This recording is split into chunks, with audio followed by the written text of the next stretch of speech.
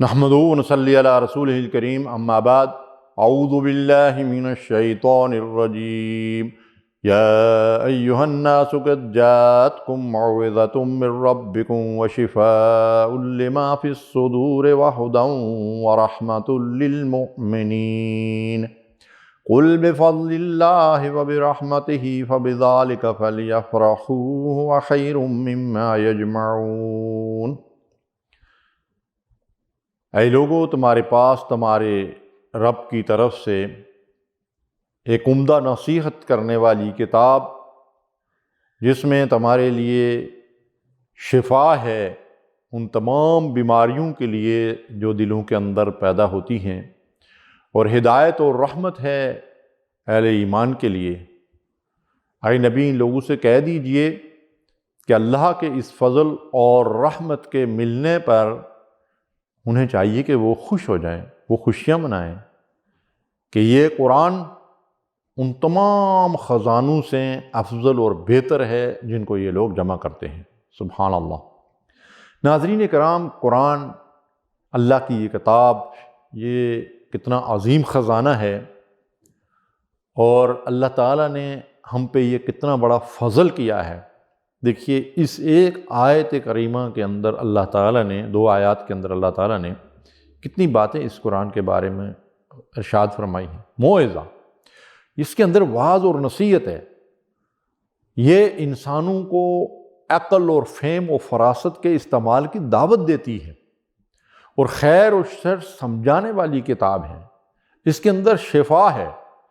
یہ شفا جسمانی، روحانی، ظاہری، باطنی تمام امراض کے لیے شفا ہے، اور خاص طور پر دلوں کے اندر جو بڑے بڑے روگ اور بیماریاں انسانوں کو لگتی ہیں، مثلا کفر و شرک ہے، حسد اور نفاق ہے، بے شرمی اور بے حیائی ہے، جھوٹ و فراڈ ہے، دھوکہ دہی ہے، تو یہ تو بڑے بڑے امراض ہیں۔ ان تمام امراض سے نجات دلانے والی کتاب قرآن مجید، یہ اللہ کا کتنا عظیم احسان ہے ہمارے لیے۔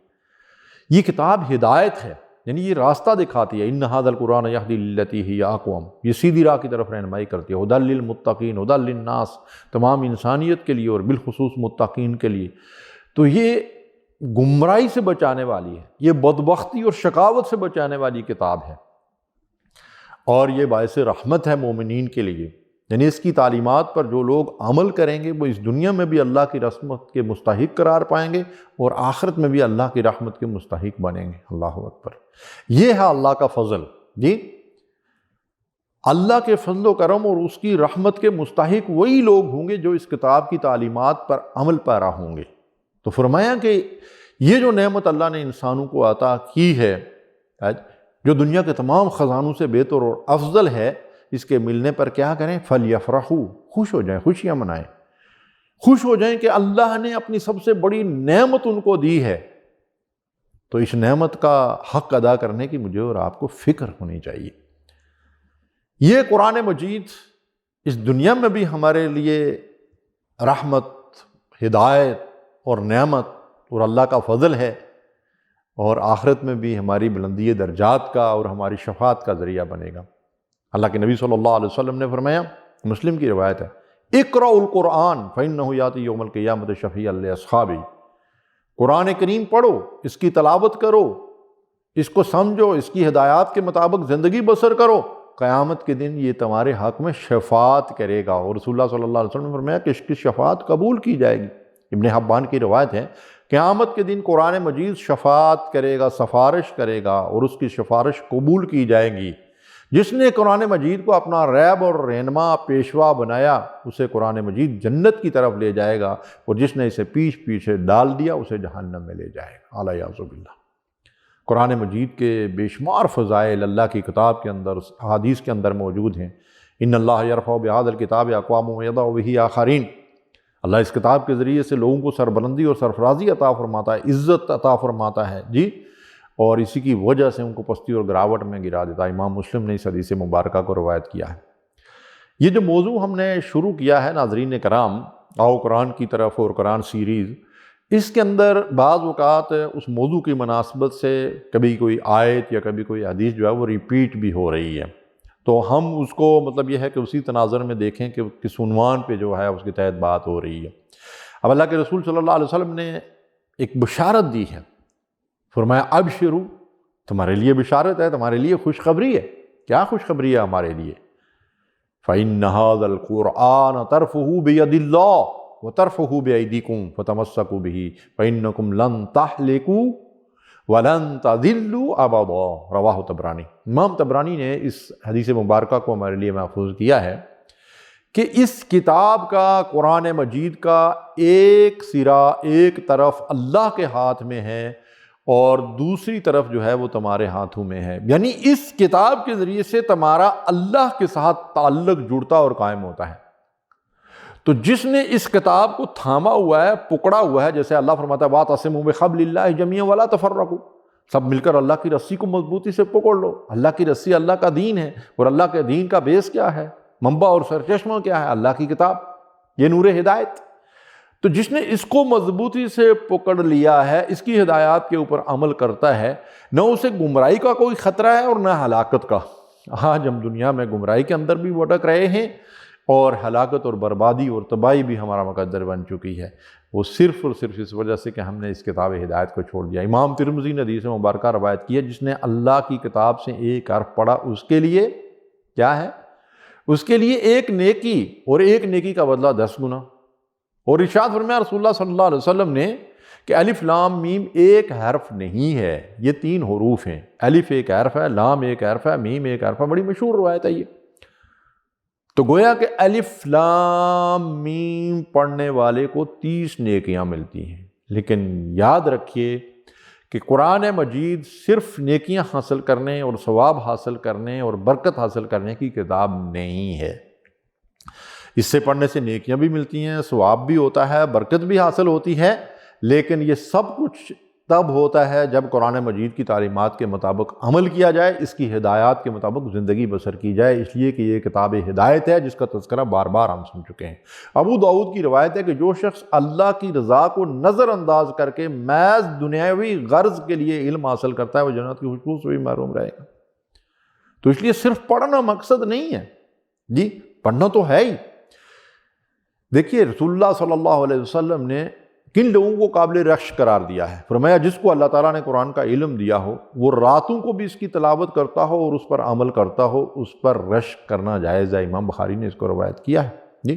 اور امام مسلم کی روایت ہے قرآن مجید کی تلاوت میں مہارت رکھنے والا شخص لکھنے والے عزت دار فرشتوں کے ساتھ ہے، اور جس شخص نے تلاوت اٹک اٹک کر کی یا کرتا ہے اور اس میں دقت محسوس کرتا ہے، اس کے لیے بھی 2 اجر ہے۔ یعنی کوئی بھی آدمی اجر سے محفوظ نہیں رہے گا۔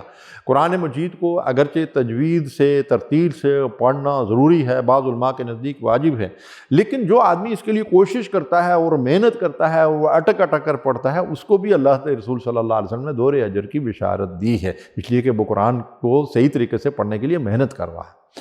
ابو ہریرہ رضی اللہ تعالیٰ عنہ ایک دن مدینے کے بازار میں تھے، تو وہاں دکم پیل اور شور شرابہ دیکھا، تو لوگوں سے یہ کہا کہ ادھر مسجد نبی میں نبی صلی اللہ علیہ وسلم کی میراث تقسیم ہو رہی ہے اور تم لوگ جو ہے وہ ادھر دنیا داری میں لگے ہوئے ہو۔ لوگ جو ہے وہ کچھ بھاگتے ہوئے مسجد میں چلے گئے، وہاں جا کر دیکھا اور پھر واپس آ گئے۔ ابو ہریرہ رضی اللہ تعالیٰ عنہ نے ان سے پوچھا کہ تم نے کیا پایا وہاں پہ؟ تو انہوں نے کہا کوئی میراث ویراث تو تقسیم نہیں ہو رہی ہے۔ تو انہوں نے فرمایا کہ وہاں کیا ہو رہا ہے، کچھ لوگ ہیں بھی یا نہیں ہیں؟ کہا نا لوگ بیٹھے ہوئے ہیں، کوئی ادھر حلقہ بنا کے بیٹھے ہوئے ہیں، کوئی ادھر حلقہ بنا کے بیٹھے ہوئے ہیں، کوئی قرآن پڑھ رہا ہے، کوئی پڑھا رہا ہے، کوئی سن رہا ہے، کوئی سنا رہا ہے۔ تو انہوں نے کہا کہ یہی تو رسول اللہ صلی اللہ علیہ وسلم کی میراث ہے۔ اللہ کے رسول صلی اللہ علیہ وسلم درہم اور دینار تو نہیں چھوڑ کر گئے تھے، وہ تو قرآن کی امانت ہمارے حوالے کر کے گئے تھے، وہ علم چھوڑ کر گئے تھے کہ اس کی جو درس و تدریس ہو رہی ہے، یہ رسول اللہ صلی اللہ علیہ وسلم کی میراث تقسیم ہو رہی ہے۔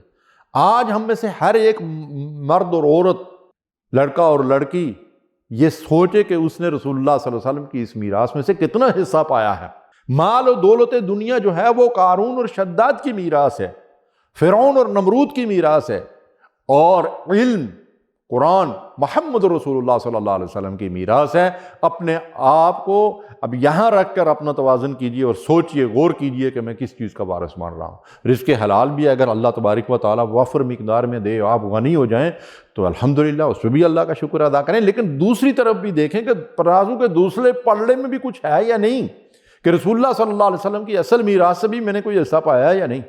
امام مسلم نے حدیث مبارکہ روایت کی ہے، حضرت ابو ہریرہ رضی اللہ تعالیٰ عنہ اس حدیث کے راوی ہیں، رسول اللہ صلی اللہ علیہ وسلم نے فرمایا، کیا تم میں سے کوئی شخص یہ پسند کرتا ہے کہ جب وہ اپنے گھر واپس لوٹے تو وہ اپنے گھر میں 3 اچھی نسل کی اونٹنیاں مفت میں جو ہے وہ پالے، جن کو اس نے خریدا نہ ہو؟ تو لوگوں نے کہا کہ ہاں، ہم میں سے تو ہر ایک کی یہ خواہش ہے۔ تو اللہ کے رسول صلی اللہ علیہ وسلم نے فرمایا کہ اگر تم میں سے کوئی اپنی نماز میں 3 آیات تلاوت کر لے تو یہ 3 اونٹنیوں سے بہتر۔ اللہ اکبر! تو اس کا مطلب یہ ہے کہ 2 آیات تلاوت کر لے گا تو 2 اونٹنیوں سے بہتر۔ ہمیں سوچنا چاہیے کہ ہم نمازوں کے اندر کھڑے ہو کر قرآن مجید کتنا تلاوت کرتے ہیں۔ ابن ماجہ کی روایت ہے، کسی آدمی کا انفرادی طور پر 100 نوافل ادا کرنے سے قرآن مجید کی ایک آیت سیکھنا بہتر ہے۔ اللہ اکبر! یہ ہے قرآن، یہ اللہ کی کتاب۔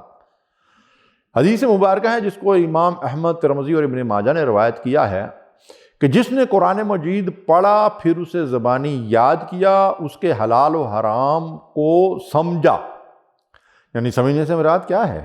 اس کے حلال کو اختیار کیا اور اس کے حرام کو چھوڑ دیا، اللہ اسے جنت میں داخل کرے گا، اور اپنے گھر والوں میں سے 10 ایسے آدمیوں کی شفاعت کرے گا جن پر جہنم واجب ہو چکی ہوگی۔ اللہ اکبر!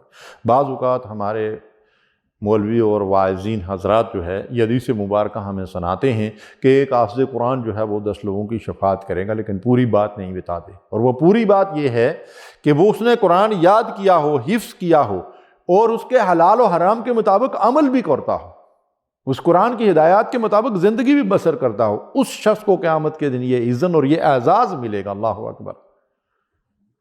امام مسلم کی روایت ہے، نبی صلی اللہ علیہ وسلم نے فرمایا، اقرأوا القرآن فإنه یأتی یوم القیامة شفیعا لأصحابہ۔